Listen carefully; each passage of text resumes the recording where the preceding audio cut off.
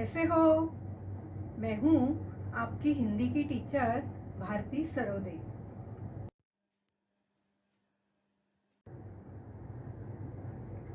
नमस्ते बच्चों। कोविड-19 के इस मुश्किल दौर ने हमें अपने घरों में रहकर अपना कार्य करने के लिए मजबूर कर दिया है, लेकिन बृहन्मुंबई महानगर पालिका ने आपके लिए इस चैनल के द्वारा पढ़ने का अवसर दिया है। इस चैनल द्वारा आपके लिए वीडियो बनाए जाते हैं जिसमें आपका पाठ, उसका शीर्षक तथा उसके नीचे दिए गए स्वाध्याय सभी दिखाई देंगे, जो आप घर बैठकर ही अपना अध्ययन पूरा कर सकोगे। तो चलिए आज हम एक नए पाठ की ओर जाते हैं। बृहन्मुंबई महानगरपालिका शिक्षण विभाग वर्चुअल ट्रेनिंग सेंटर द्वारा मैं भारती सरोदे आपका स्वागत करती हूँ। नमस्ते प्यारे बच्चों, आज हम हिंदी सुलभ भारती 7वीं कक्षा का अभ्यास करेंगे। आज हम 8वीं कविता जीवन नहीं मरा करता है पढ़ेंगे, समझेंगे। इस कविता के कवि है गोपाल दास सक्सेना, जो नीरज नाम से जाने जाते हैं। कविता पढ़ने से पहले कवि का परिचय कराते हैं। ये है गोपाल दास सक्सेना, नीरज। आपका जन्म 4 जनवरी 1924 पुरावली, इटावा, उत्तर प्रदेश में हुआ। आपकी रचनाएं बादर बरस गयो, नीरज की गीती काए, दर्द दिया है, नीरज रचनावली। परिचय पद्म भूषण गोपाल दास सक्सेना नीरज जी कवि सम्मेलनों के मंचों पर काव्य वाचक एवं विख्यात गीतकार है। प्रस्तुत कविता में कवि ने विविध उदाहरणों के माध्यम से जीवन की समस्याओं और इनकी शाश्वतता की ओर संकेत किया है। तो आओ कविता पढ़ते हैं। जीवन नहीं मरा करता है। यह है कविता जीवन मरा नहीं करता है। यह कविता पढ़ने से पहले हम इसे सुर ताल के साथ सुनते हैं। छिप छिप अश्रु बहाने वालों, मोती व्यर्थ लुटाने वालों, कुछ सपनों के मर जाने से जीवन नहीं मरा करता है। छिप अश्रु बहाने वालों, माला बिखर गई तो क्या है, खुद ही हल हो गई समस्या। आंसू गर नीलाम हुए तो समझो पूरी हुई तपस्या। रूठे दिवस मनाने वालों, फटी कमीज सिलाने वालों, कुछ दीपों के बुझ जाने से आंगन नहीं मरा करता है। छिप अश्रु बहाने वालों, होता कुछ भी नहीं यहाँ पर, केवल जिल्द बदलती पोथी। जैसे रात उतार चांदनी, पहने सुबह धूप की धोती। वस्त्र बदल कर आने वालों, चाल बदल कर जाने वालों, चंद खिलौनों के खोने से बचपन नहीं मरा करता है, छिप अश्रु बहाने वालों,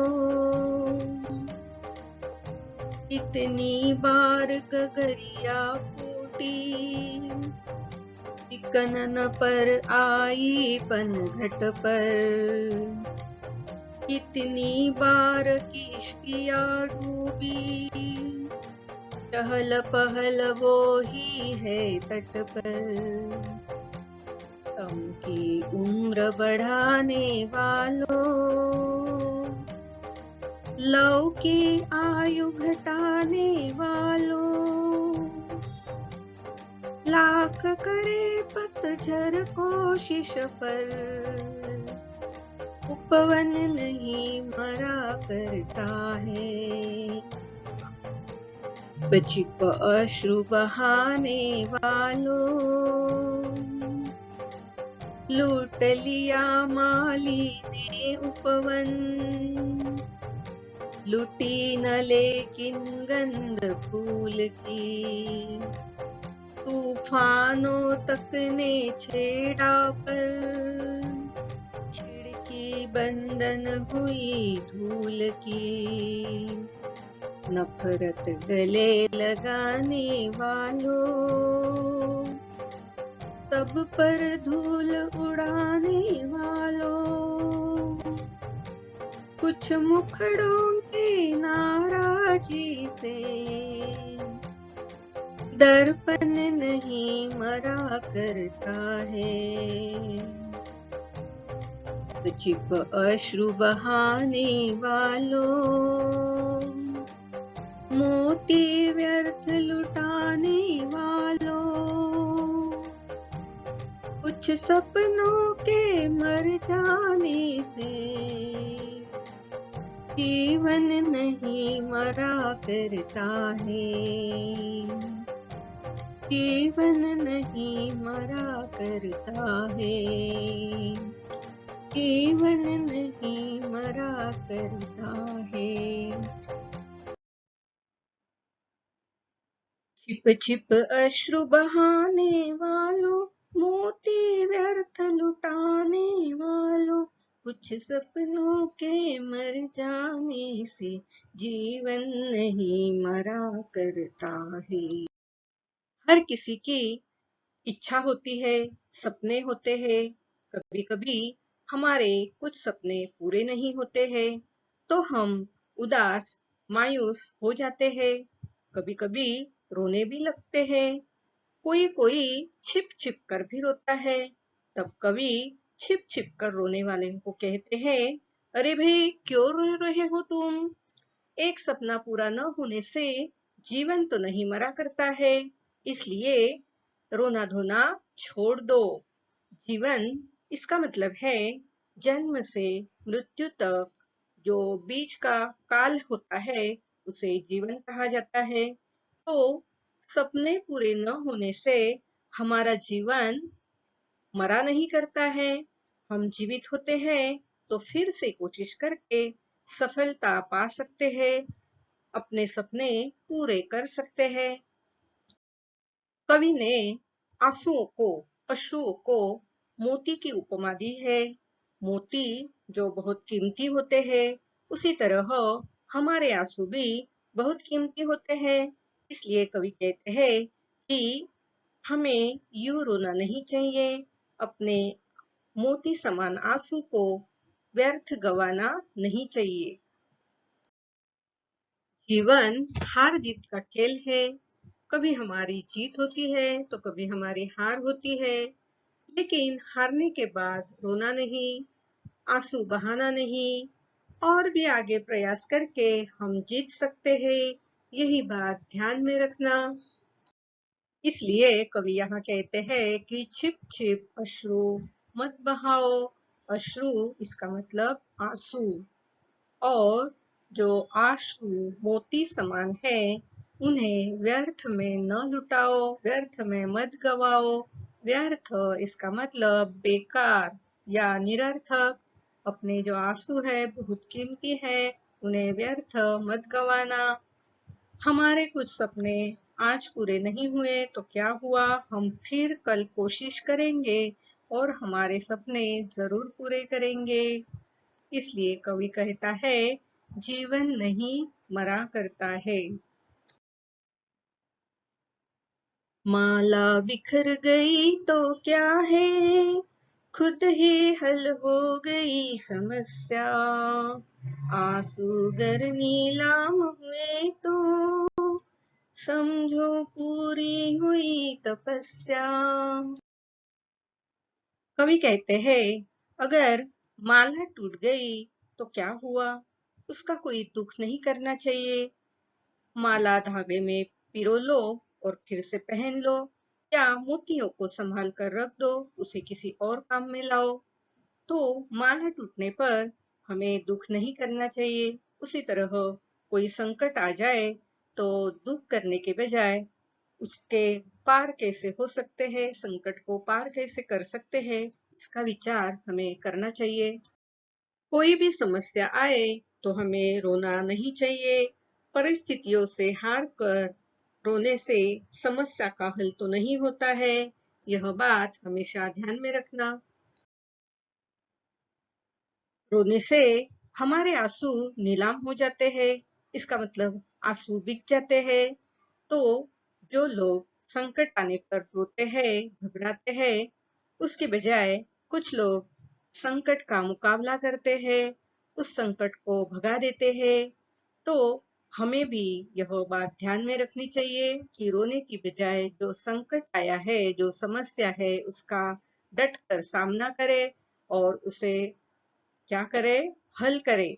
तो अगर हम रोने के बजाय संकट का सामना करते हैं तो समस्या अपने आप खत्म हो जाती है और जीवन जीने की हमारी जो तपस्या है वह पूरी हो जाती है। माला बिखर गई तो क्या है, खुद ही हल हो गई समस्या। आंसू कर नीलाम हुए तो समझो पूरी हुई तपस्या। आंसू नीलाम होना यानी आंसू बिक जाना, तपस्या यानी साधना। रूठे दिवस मनाने वालों, फटी कमीज सिला दी वालों, कुछ दीपों के बुझ जाने से आंगन नहीं मरा करता है। कभी हमारे सपने पूरे नहीं होते हैं तो उस दुख को लेकर हम बैठ जाते हैं। भी दुख दिनों दिन अपने पास रखते हैं और जैसे हम रूठे दिनों को मना रहे हो, तो कवि यहाँ कहते हैं कि रूठे दिन को मनाने वालों यानी पुरानी बातों को गले लगाकर मायूस होने वालों क्या करना चाहिए, ये पुराने जो दिन है, रूठे हुए दिन है, असफल दिन है, उन्हें भूलकर आगे बढ़ने की हमें सोचना चाहिए। अगर हमारी कमीज फट जाती है तो हम उसे सिलाकर पहनते हैं। तो कुछ लोग उनके जीवन में जो असफलता आई है, जो उनके सपने टूट गए हैं, ये एक फटी कमीज की तरह अपने पास रखते हैं, बार बार उसे याद करते हैं और उसे बार बार याद करने से क्या होता है, उनका वर्तमान काल और भविष्य काल हाथों से निकल जाता है। इसलिए कवि कहते हैं, फटी कमीज सिलाने वालों यानी पुरानी बातों में खोने वालों क्या करना चाहिए, जो हुआ उसे भूल जाना चाहिए और आगे हम किस तरह सफलता पा सकते हैं इसका विचार हमें करना चाहिए। कभी कभी हम त्योहारों में दिए जलाते हैं, उन दियों में से कुछ दिए बुझ जाते हैं। तो क्या कुछ दिए बुझने से अंधकार हो जाता है, अपना आंगन मर जाता है? नहीं। उसी तरह कभी हम असफल भी हुए, हमारे कुछ सपने पूरे नहीं हुए, तो भी हमें निराश नहीं होना चाहिए और आगे बढ़ने का सोचना चाहिए। देखो तो, यहाँ कुछ दिए बुझ गए हैं जो रंगोली के पास लगाए थे। तो क्या आंगन मर गया है कुछ दिए बुझ जाने से? नहीं, इस आंगन को रोशनी दिलाने के लिए और भी कोई चीजें होती है। उसी तरह एक विषय में अगर हम असफल हो गए तो हमें बहुत सारे विषय इस दुनिया में उपलब्ध है जहां हम आसानी से सफलता पा सकते हैं। उसका भी हमें विचार करना चाहिए। रूठे दिवस मनाने वालों, फटी कमीज सिलाने वालों, कुछ दीपों के बुझ जाने से आंगन नहीं मरा करता है। इसका मतलब है कि हमें पुरानी बातें जो है उनको लेकर नहीं बैठना है। जो हो गया उसे भूल जाना है। आगे के आने वाले पल को हमें देखना है। अब देखो, जब कुछ दीप बुझ जाते हैं तो आंगन तो नहीं मरा करता है, कहीं ना कहीं से प्रकाश तो आता है। तो उसी तरह कुछ सपने पूरे न होने से हमारा जीवन मरा तो नहीं है। हम फिर से कोशिश करके क्या कर सकते हैं? सफलता पा सकते हैं। दीप, इसका मतलब दिया या दीपक। होता कुछ भी नहीं यहाँ पर, केवल जिल्द बदलती पोथी, जैसे रात उतार चांदनी, पहने सुबह धूप की धोती। कवि यहाँ क्या कहते हैं? इस दुनिया में कुछ भी समाप्त नहीं होता, केवल उसका रूप बदलता रहता है। जैसे कि जो पुरानी किताब है उसके जिल्द, जिल्द यानी कवर बदल देने से उसका जो ज्ञान है, पोथी में जो ज्ञान रचा है वह तो नहीं बदल जाता है। रात के बाद दिन का आना ऐसा लगता है कि रात ने चांदनी रूपी वस्त्र उतार कर धूप रूपी वस्त्र पहन लिए हो। तो इस तरह सुख दुख भी आते हैं जाते हैं, सुख के बाद दुख, दुख के बाद सुख आते जाते रहते हैं। यह बात हमेशा ध्यान में रखना। ये पुरानी किताबें जो है उनके कवर बदल देने से पुस्तक में छपा, किताब में छपा जो ज्ञान है वह तो बदल नहीं जाता है। उसी तरह हमारे जीवन में एक असफलता आने से हम कुछ कम गुणों वाले नहीं हो जाते हैं। तो हमें आगे फिर प्रयास करके सफलता जरूर पानी है। हमें भी अपने गुणों को परखना चाहिए, समझना चाहिए और उसी गुणों के आधार पर हमें क्या करना है? आगे को सफलता पानी है। यह बात जरूर ध्यान में रखना। रात में चांदनी रूपी वस्त्र रात पहन लेती है और जब सूरज निकलता है तो क्या करती है? रात धूप रूपी वस्त्र पहन लेती है। तो यह दिन के बाद रात, रात के बाद दिन, यह चक्र तो चलता रहता है। यही बात ध्यान में रखना है। सफलता, असफलता, इनका भी चक्र इसी तरह चलता रहता है। होता कुछ भी नहीं यहाँ पर, केवल जिल्द बदलती पोथी, जैसे रात उतार चांदनी, पहने सुबह धूप की धोती। तो यहाँ हम कुछ भी खोते नहीं है, केवल उसका रूप बदल जाता है, उसका कवर बदल जाता है। जिल्द, इसका मतलब है कवर या आवरण। तो पोथी का केवल कवर बदला जाता है या रात के बाद दिन, दिन के बाद रात, यह जो चक्र चलता रहता है उसी तरह हमारे जीवन में भी सुख दुख का चक्र चलता रहता है। यह बात हमेशा ध्यान में रखना। वस्त्र बदल कर आने वालों, चाल बदल कर जाने वालों, चंद खिलौनों के खोने से बचपन नहीं मरा करता है। देखा यहाँ कैसे वस्त्र बदल कर, चाल बदल कर लोग इस दुनिया में आते जाते रहते हैं। हम इस पृथ्वी पर जन्म लेते हैं, हमारी मृत्यु भी हो जाती है, बार बार हम जन्म लेते हैं। इसी को कवि ने कहा है कि वस्त्र बदल कर आना और चाल बदल कर जाना। देखो तो कुछ बच्चे ढेर सारे खिलौनों के साथ खेलते रहते हैं। कभी कभी इनके ये खिलौने टूट जाते हैं या खो जाते हैं, लेकिन वे कभी रोते नहीं हैं। वे जो कुछ उपलब्ध है उसी में आनंद मनाते हैं। तो कुछ बच्चे जो है उनके पास कुछ भी खिलौने नहीं है, लेकिन जो उपलब्ध साहित्य है उसके द्वारा खेल कर वह अपने बचपने को जीवित रखते हैं। उनका बचपना खिलौने न होने के कारण कभी मरता नहीं है।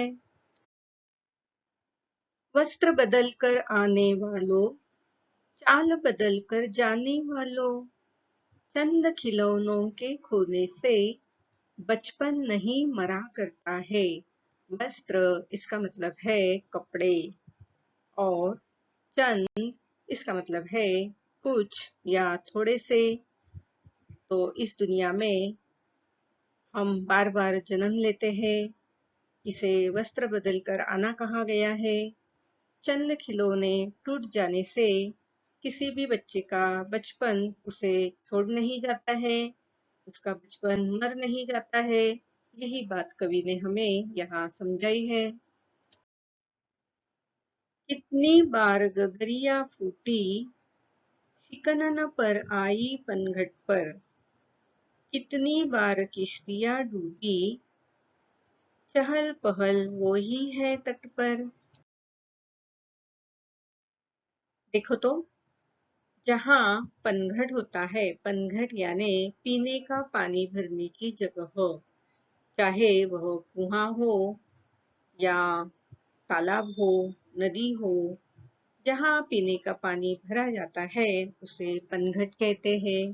तो पनघट पर जब औरतें पानी भरने जाती है तो कभी कभी उनकी जो घाघर है, गगरिया है, फूट जाती है। तो गगरिया फूट जाने के बाद दूसरे दिन औरतें ऐसे कहती है, क्या अब हम पनघट नहीं जाएंगे? बिल्कुल नहीं।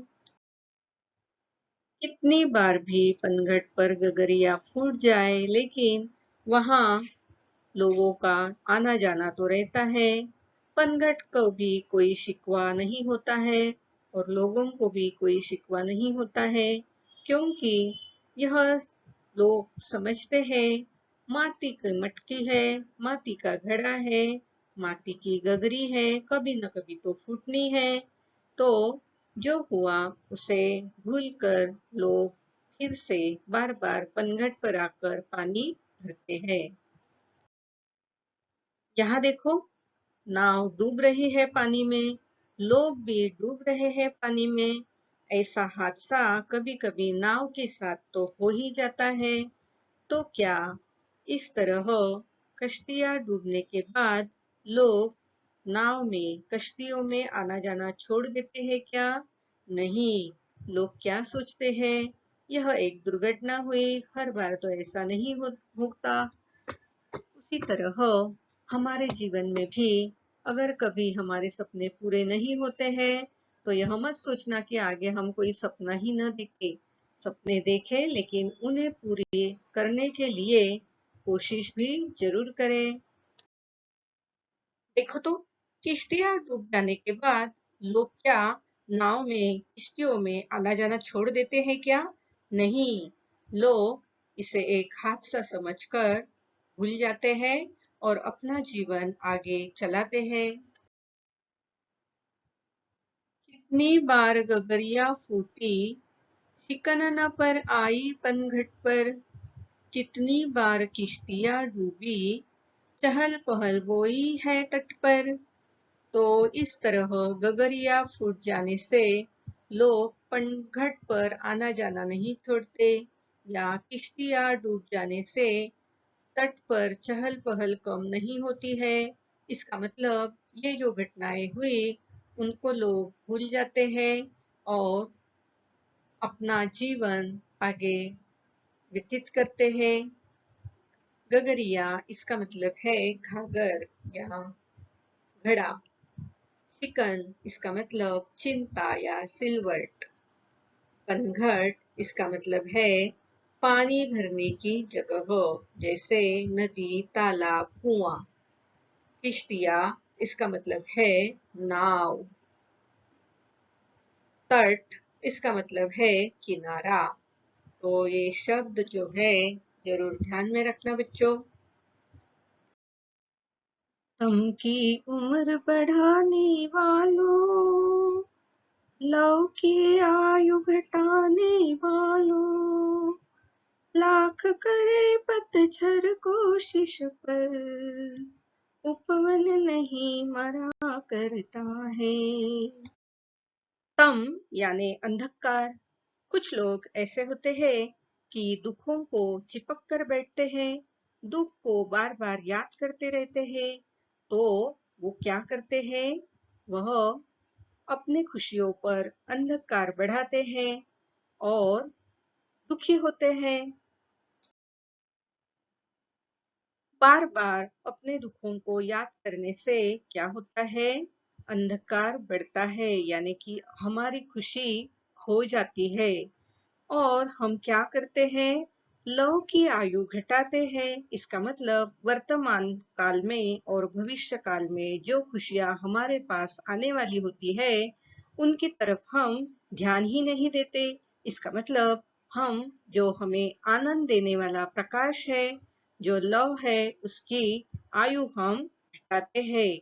तो हमें बीती बातों को बिल्कुल भूल जाना चाहिए और आने वाले पल का स्वागत करना चाहिए। लाख करे पतझड़ कोशिश। देखो, पतझड़ का मौसम हर साल आता है। क्या होता है? पेड़ से पत्ते गिरते जाते हैं। लेकिन क्या इस कारण पूरा उपवन मर जाता है? नहीं। पतझड़ आने के बाद कौन सा ऋतु आता है? वसंत ऋतु आता है।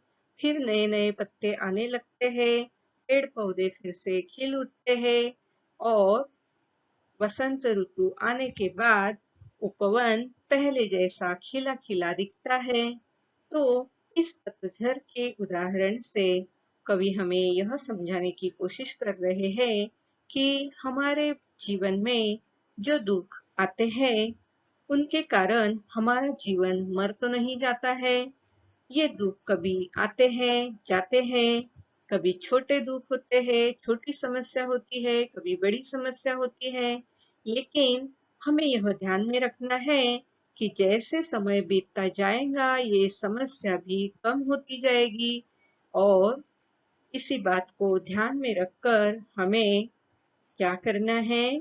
आगे ही आगे बढ़ना है। पतझड़ के मौसम में पतझड़ का मौसम कितनी भी कोशिश कर ले, लेकिन वह उपवन को पूरी तरह मार नहीं सकता है। उसी तरह हमारे जीवन में भी कितने भी संकट आ जाए, उनका हमें सामना करना है, उन संकट को, समस्या को दूर करना है। यही बात कवि हमें इस उदाहरण के द्वारा बताना चाहते हैं। तम की उम्र बढ़ाने वालों, लव की आयु घटाने वालों, लाख करे पतझड़ कोशिश पर, उपवन नहीं मरा करता है। तम इसका अर्थ है अंधकार। लव यानी दिए की ज्योति, प्रकाश। पतझड़ यानी पत्ते झड़ने का मौसम। लूट लिया माली ने उपवन, लुटी न लेकिन गंध फूल की, तूफानों तक ने छेड़ा पर, खिड़की बंद न हुई धूल की। देखो, पेड़ पौधे बढ़ जाने के कारण कभी कभी माली को उसे तोड़ना पड़ता है। तो तोड़ने के बाद भी क्या उपवन मर जाता है? नहीं। माली पेड़ पर आए फूल को तोड़ता है, लेकिन फूल तोड़ने के बाद भी फूलों की खुशबू जो हवाओं में फैली है, क्या माली उसे तोड़ सकता है? माली उसे बंद कर सकता है? नहीं। तो उसी तरह हमारे जीवन में भी संकट तो आते जाते रहते हैं, लेकिन उसके बावजूद भी हमारे जो अच्छे गुण हैं, वह तो हमें कभी छोड़कर नहीं जाते हैं। उन अच्छे गुणों के कारण, उन अच्छे गुणों का उपयोग करके हम संकट को पार करके फिर से सफलता पा सकते हैं। कभी-कभी हमारे जीवन में बहुत बड़े संकट आ जाते हैं, जैसे तूफान आकर सब नहस-नहस कर जाता है। उसी तरह बड़े संकट के कारण हम भी बहुत परेशान हो जाते हैं। लेकिन जब हम उन संकटों का सामना करते हैं, उन्हें पलट देते हैं, तो क्या होता है? खुशी की जो धूल है, वह फिर से दमकने लगती है।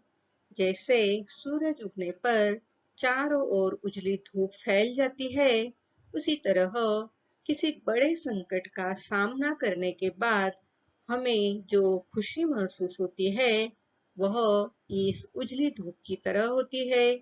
इसलिए कवि यहाँ कहते हैं कि बड़े संकट आने के बाद भी हमारे जीवन में जो खुशी होती है, वह हमेशा के लिए तो नहीं जाती है। जब संकट आता है तब उसका सामना कर लेना, उसके बाद तो खुशी का अनुभव जरूर करते हैं। लूट लिया माली ने उपवन, लुटी न लेकिन गंध फूल की। तूफानों तक ने छेड़ा पर, खिड़की बंद न हुई धूल की। उपवन इसका मतलब है बगीचा। गंध इसका अर्थ है खुशबू। तूफान इसका अर्थ है आंधी। नफरत गले लगाने वालों, सब पर धूल उड़ाने वालों, कुछ मुखड़ों के नाराजी से दर्पण नहीं मरा करता है। कुछ लोग हमेशा दूसरों का तिरस्कार करते हैं, घृणा करते हैं, नफरत करते हैं। वह दूसरों को पिटाई तक करते हैं। ऐसे लोगों से कवि क्या कहते हैं? नफरत करने वालों, यह नफरत करना छोड़ दो। तो कुछ लोग हमेशा दूसरों की बुराई करते हैं, निंदा करते हैं, मानो कि निंदा की धूल दूसरों पर फेंकते हैं। तो ऐसा हमें कभी भी करना नहीं चाहिए। दूसरों के प्रति हमें अच्छा व्यवहार करना चाहिए, अच्छी बातें बोलनी चाहिए। यह बात आप भी हमेशा ध्यान में रखो बच्चों। आगे कवि क्या कहते हैं? समाज में कुछ लोग ऐसे होते हैं जो हमेशा नाराज होते हैं, नफरत करते हैं, लड़ते झगड़ते हैं। तो उनके मुखड़े इस तरह दिखाई देते हैं। अब ऐसे मुखड़े जब वे आईने में दिखते हैं, तो आईना क्या करता है? आईना तो आईना है। आईने का काम है हमारी छवि कैसे दिखती है उसको बताना। अगर आप आईने के सामने हंसोगे तो आपकी छवि भी हंसती हुई दिखाई देगी। अगर आप आईने के सामने रोओगे तो आपकी छवि भी रोती हुई दिखाई देगी। इसका मतलब यह है कि हमारा जो जीवन है, उस जीवन को हम कैसे जीते हैं, हंसी खुशी जीते हैं या रोते हुए जीते हैं, उसी तरह हमारी जिंदगी औरों को दिखाई देगी।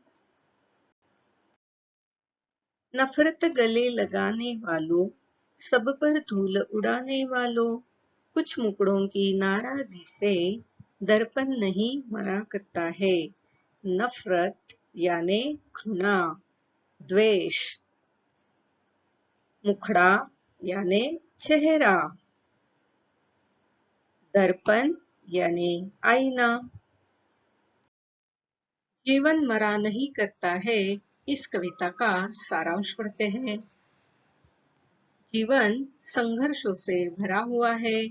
जीवन पथ के प्रत्येक पड़ाव पर हमें दुख, दर्द, धोखा, निराशा, गरीबी जैसे नकारात्मक पहलुओं का सामना करना पड़ता है, लेकिन हमें इनसे निराश नहीं होना चाहिए। इन परिस्थितियों में भी यदि हम अपने भीतर सकारात्मकता बनाए रखते हैं, तो धीरे-धीरे सभी समस्याओं पर विजय प्राप्त कर हम अपनी मंजिल तक पहुंच सकते हैं। स्वाध्याय। अभी हमने जो कविता पढ़ी है उस पर आधारित एक छोटा सा स्वाध्याय। प्रश्न पहला, रिक्त स्थानों की पूर्ति करो। 1. कुछ डैश के मर जाने से जीवन नहीं मरा करता है। 2. आंसू गर डैश हुए तो समझो पूरी हुई तपस्या। 3. कुछ डैश के बुझ जाने से आंगन नहीं मरा करता है।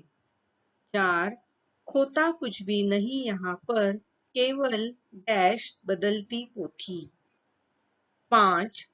चंद खिलौनों के खोने से डैश नहीं मरा करता है। 6. लाख करे डैश कोशिश, पर उपवन नहीं मरा करता है। 7. लूट लिया माली ने उपवन, लुटी न लेकिन डैश फूल की। 8. कुछ मुखड़ों की नाराजी से डैश नहीं मरा करता है। प्यारे बच्चों, आज हमने 8वीं कविता जीवन नहीं मरा करता है पढ़ी और समझी है। कवि हमें क्या कहना चाहता है, यह बात आपके ध्यान में आ गई है। इस कविता के अंतर्गत और अंत में हमें स्वाध्याय भी दिए हैं। तो अगले वीडियो में हम फिर से मिलते हैं जीवन नहीं मरा करता है इस कविता के स्वाध्याय के साथ। आज आपने यह वीडियो कंप्यूटर, लैपटॉप या मोबाइल पर देखा होगा।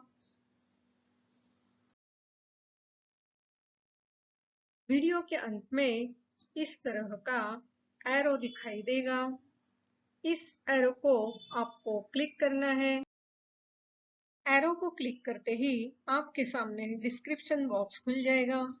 इसमें आपकी कक्षा, विषय, घटक तथा टीचर का नाम दिया हुआ है और उसके नीचे जो वीडियो आपने देखा है उस पर आधारित कुछ प्रश्न दिए होंगे, जिसके उत्तर आपको अपनी कॉपी में लिखना है। और हाँ, यहाँ आपके लिए एक लिंक दी हुई है। इस लिंक को आपको क्लिक करना है। इस लिंक को क्लिक करते ही आपके सामने गूगल फॉर्म खुल जाएगा। इस तरह गूगल फॉर्म जो सर्वे या फीडबैक फॉर्म है आपके सामने खुल जाएगा। इस फॉर्म को भर देना और हाँ, अंत में इस फॉर्म के सबमिट का जो बटन है उसे क्लिक करना।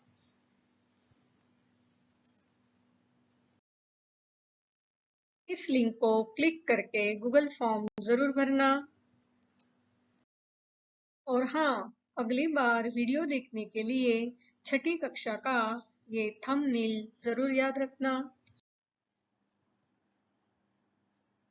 मेरा ये वीडियो आपको जरूर पसंद आया होगा, तो इस वीडियो को लाइक कीजिए, शेयर कीजिए, सब्सक्राइब कीजिए।